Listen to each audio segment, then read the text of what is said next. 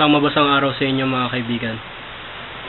Andito ako ngayon sa aming bahay at kasagsagang umuulan habang ako'y walang ginagawa. Andito ako para gumawa ng kabalbalan na walang katutunguhan. Papakita ko lamang sa inyo kung hanggang saan na ang kalagayan namin dito sa aming bahay. Halika't lumabas tayo.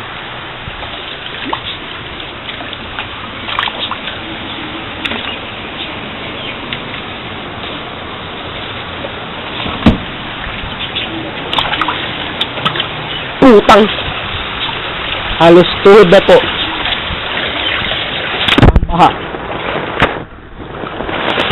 Hindi po namin mamalayan kung kailan to tatapos kasi hindi naman kami ang gumawa ng ulan. Pero ang alam namin ay baha lang dito sa aming lugar. Kahit na nagmumukha akong tanga dito, wala may parating sa inyo na tanga talaga ako.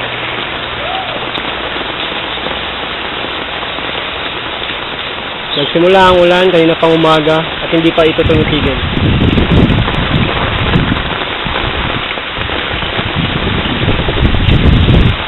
Ngayon, ang sasabi ba natin hindi pa rin apektado ang ating kalikasan sa ating mga pinaggagawa? Siguro ito'y sapat na dahilan para matuto tayong magtipid sa ating kalikasan. Po si John Mariquel Apruebo, babalita po.